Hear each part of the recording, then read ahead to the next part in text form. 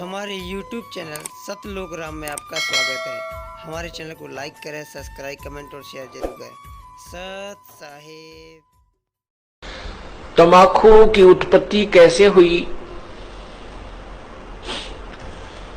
एक ऋषि का साधु था राजा। एक ऋषि का साधु राजा था और एक दिन राजा ने अपने साधु ऋषि को आमंत्रित किया अपने घर पर जलपान के लिए। तो राजा ऋषि ने बहुत मना किया अपनी पत्नी को कि राजाओं का और ऋषियों का कोई मेल नहीं होता, राजा बड़े अभिमानी होते हैं, ये कोई हमारे सिर में दर्द करेंगे। लेकिन वो ऋषि पत्नी नहीं मानी, कहने लगे मेरी बहन कब कब मुझे बुलावे, आप तन्यों नाक चढ़ाया करो, कोई भी काम हो जाए। अर्थात ऋषि जी को विवश कर दिया राजा के घर जाने के लिए। अब राजा के घर गए तो राजा ने अपनी जो महिमा बना दिखाने के लिए और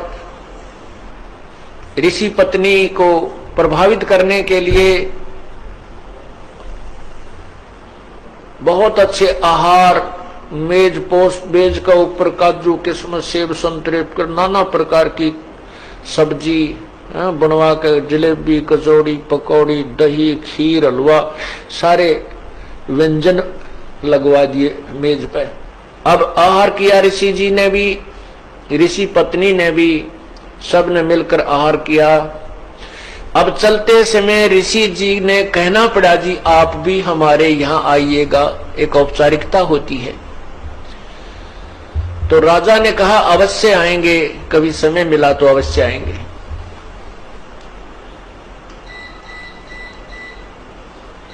एक दिन वो समय मिल गया, राजा ने संदेशा भिजवा दिया कि हम आ रहे हैं।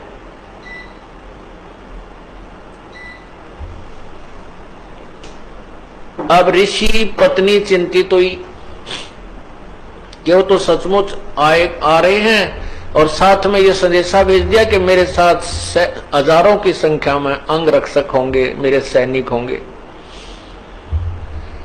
अब राजा चाहता था कि ऋषि को नीचा दिखाना, ये एक बूंदी बीमारी है साधु, ये दिखाना चाहता था कि मैंने ऐसे ऐसे आहार कराए हैं और ये ऋषि जी कुछ नहीं करा पाएगा, इसकी मिट्टी पलीत होगी। और परमात्मा कहते हैं कबीरा सब जग निर्धना, धनवंता ना कोई, धनवंता सो जानियो जप राम नाम धन होए। अब ऋषि जी के पास अपने तप की कमाई थी, अपनी साधना भजन की कमाई थी। ऋषि जी ने स्वर्ग से कामधेनु गाय वो उधारी ले ली कुछ समय के लिए और उसको अलग से एक टेंट में रखा हुआ था। उधर से राजा अपने हजारों सैनिकों को साथ लेकर पहुंच गया और ऋषि से कहा कि भोजन की तैयारी करवाओ। ऋषि जी ने कहा जी भोजन तैयार है, आप खाना खाइए।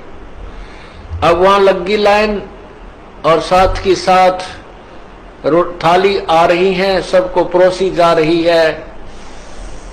ऋषि जी ने अपने एक सेवक को उस गाय वाले टेंट के सामने बैठा दिया, वो उठा उठा कर थाली बाहर रखता रहा।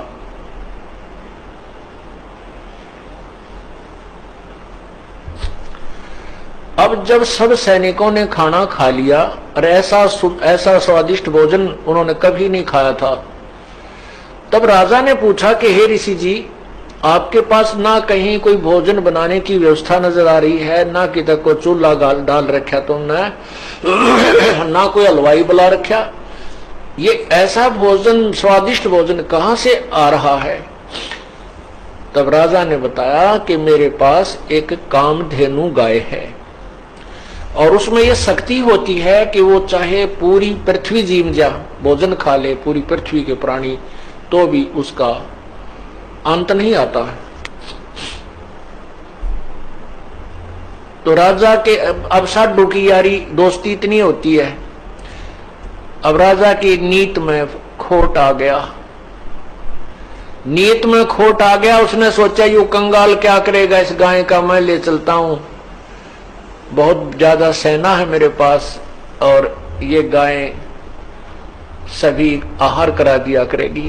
कहने लगा ऋषि जी ये गाय मुझे दे दे, आप क्या करोगे इसकी। ऋषि जी ने कहा ये गाय मेरी नहीं है, मैं उधारी लाया हूं, मैं आपको नहीं दे सकता। तो राजा बोला सैनिकों से कि सैनिकों इस गाय को छीन लो। अब ऋषि सोचता है अच्छा नालायक ये तो जबरदस्ती कर रहा है मेरे साथ। तब उस ऋषि ने कहा हे गौ माता आप अपने स्वदेश लौट जाइए, मैं विवश हूं। इतना कहते ही वो टेंट के ऊपरले हिस्से को पाड़ती हुई और गाय आकाश की तरफ, स्वर्गलोक की तरफ चल पड़ी। राजा ने गाय को कंडम करके नीचे डालने के लिए तीर मारा, पैर में तीर लगा और कहते हैं वो गाय का खून, रक्त और उस टेंट में जो भी कोई वस्तु मांगते थे, इतनी थाली हलवे की, इतनी थाली खीर की, इतनी थाली दाल की, इतनी सब्जी की, तोरी की सब्जी, घिया की सब्जी, सब प्रकार की, काजू किस्म, सेब, संतरे, दही, बड़े, यानी जो भी वहां उस आवश्यकता थी उस भंडारे में सभी उपलब्ध उस कामधेनु ने करवा दी। ऋषि जी के पैसे यानी पुण्य की कमाई स्वर्ग में जमा हो गई, उसके प्रतिफल में उसको वहां सब वस्तु प्राप्त हो गई। जमीन पर गिरा और गाय चली गई, तो जहां जहां वो खून गाय का गिरा वहीं पर कहते हैं तम्बाकू की उत्पत्ति हुई। अब हिंदू लोग एक तरफ तो माता को इतना प्रिय मानते हैं, गाय को अपना मां के तुल्य आदर देते हैं और फिर मां के खून को पी रहे हैं। क्या बताते हैं, खो नाम खू का तमा नाम गाय, 100 बार सौगंध इसको ना खाए। तमा नाम खू का, खू नाम खून का और तमा नाम गाय, सौगंध 100 बार इसको ना खाए। तम्बाकू, खून, खू का अर्थ है खून, खून, तमाखू, खून, और तमा फारसी का शब्द है, तमा माने गाय होती है। तमाखू यानी गाय का खून, खू नाम खू का तमा नाम गाय, सौगंध 100 बार इसको ना खाए ना पीवे। कहते हैं आप एक तरफ तो गाय को इतना प्रिय मानते हो, आदरणीय मानते हो, और फिर गाय के खून से उत्पन्न इस तम्बाकू को पीते हो। जितने भी महापुरुष हुए उन्होंने सब विकारों को छुड़वाया है। अब सिख समाज में तम्बाकू कोई प्रयोग नहीं करता, अभी तक भी उन्होंने इस मर्यादा का पालन किया है। लेकिन और सारी बुराई शुरू कर दी, मांस खावर, दारू पीने लग गए। देखो बुराई तो सारी त्यागे पार पड़ेंगी। ऐसे ही मुसलमान धर्म के अंदर शराब नहीं छूटे अभी भी, और बाकी मांस खावर होका पीवे।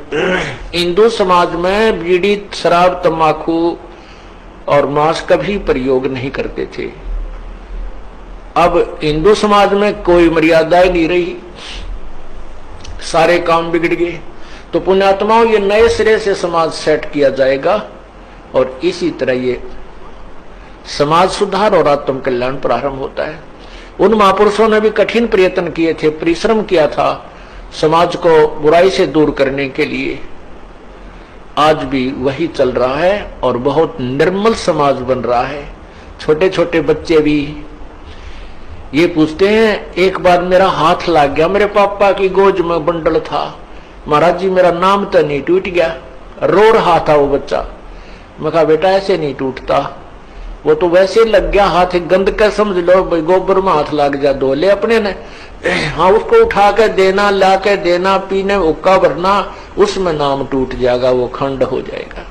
तो पुण्यात्माओं, जो छोटी सी उम्र में इन बच्चों को ऐसा भाव बन गया कि ये इतनी बुराई है कि इसको हाथ लगने से भी हमारा धार्मिक कर्म बिगड़ जाएगा, तो आने वाली